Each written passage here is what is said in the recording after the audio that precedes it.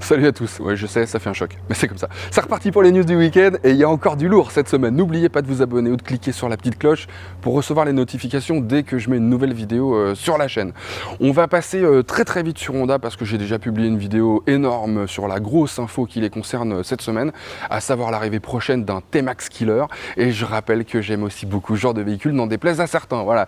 Je suis convaincu qu'il faut tout pour tout le monde. Je suis navré, c'est comme ça. Bref, Honda fait aussi de la moto et a présenté les nouveaux coloris dont pourront se parer les Africa Twin à partir de mai 2021. Rien de très nouveau sous le soleil, qui manque quand même un petit peu, me direz-vous, sauf que l'Africa Twin 1100 standard hérite donc de la déco de la 1000 Adventure Sport, le Pearl Glare White qui rend hommage à l'Africa Twin de 88. Et que je suis pas loin de penser que ça claque sa mère au sol, comme on dit. Autre Honda qui évolue pour 2021, donc les CB650, le Roadster et la Sportive passent Euro 5 et s'offrent une belle mise à jour. Nouvelle fourche Big Piston de 41 mm, tableau de bord LCD revu pour être plus lisible, franchement fallait bien ça. Nouveau phare, port USB sous la selle, on sait jamais. Les caches latéraux et le support changent aussi.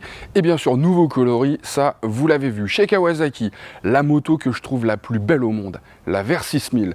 Elle évolue aussi pour janvier 2021 et blague à part, je trouve qu'avec son nouveau coloris noir et bordeaux ou rouge là, elle devient assez sympa à tel point que ça y est, j'ai très envie de l'essayer. Bon, c'était déjà un peu le cas parce que nombreux sont mes copains journalistes à m'avoir dit que c'était une très bonne moto, mais aussi parce que maintenant la version haut de gamme SE reçoit une peinture auto-réparatrice. Rigolez pas. J'ai vu ça il y a une bonne dizaine d'années sur un Nissan Murano, ça marchait très bien sur tout ce qui était micro-rayures, ça se réparait quasiment à l'œil nu. Bref, les nouvelles Versys 1000 SE passent Euro 5 et héritent de série de tout ce qui était optionnel avant, ou presque, shifter, poignée chauffante, bulle haute, pare-main, elle se dote de plein de modes de conduite alors qu'avant il n'y en avait que deux, selle confort, écran TFT couleur, feu de virage à LED. Mais le gros changement, ça semble être aussi l'adoption d'une suspension électronique, alors toujours signée Showa, donc comme avant, mais maintenant géré par le système Skyhook que l'on peut régler depuis une application smartphone baptisée Rideology. On n'arrête pas le progrès.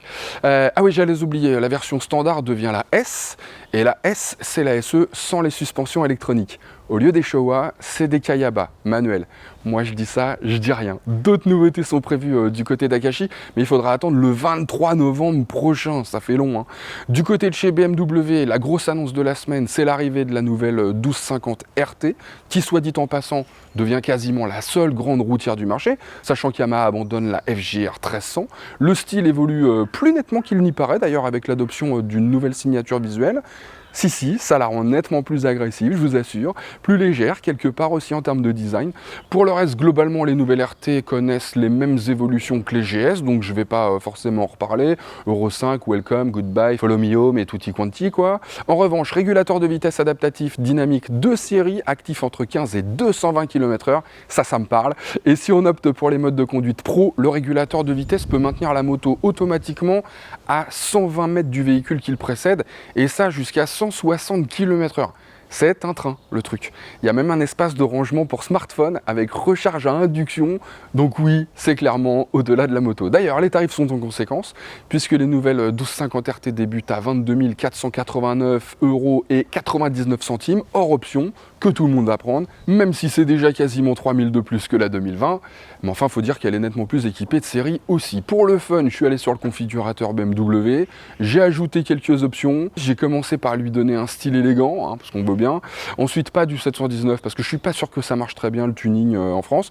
En revanche, j'ai ajouté le pack Pro, qui les réunit tous, le Graal du pack, et les collecteurs Chrome, qui du coup obligent à prendre le pot à Krapovic. Enfin, de toute façon, je leur ai ajouté aussi. Et puis après, c'était tout en fait. Et ça fait donc quand même monter la facture de 5550 €, qui passe donc à 27 924 € et 99 centimes. C'est important les centimes. Alors c'est pas donné, mais je rappelle que Honda facture une Goldwing, alors certes équipée d'une boîte auto et d'un airbag, 36 799 €, ce qui n'est pas donné non plus. Voilà, Honda, la boucle est bouclée, comme dirait l'autre. Ah bah non, une dernière chose, Aprilia a invité mes confrères à essayer la très attendue RS 660. Moi j'y étais pas, bon c'est normal, je comprends, pas de souci. Enfin vous avez peut-être déjà vu la vidéo de Philou sur Motorlife, mais au cas où, Damien en a réalisé une peut-être un petit peu plus détaillée pour le repère des motards. N'hésitez donc pas à aller y jeter un œil. Moi j'ai demandé, ce sera plutôt pour fin novembre, donc il va falloir que j'attende un petit peu. Sur ce les amis, bon week-end et à bientôt sur Rico. Enfin je me comprends. Big bisous.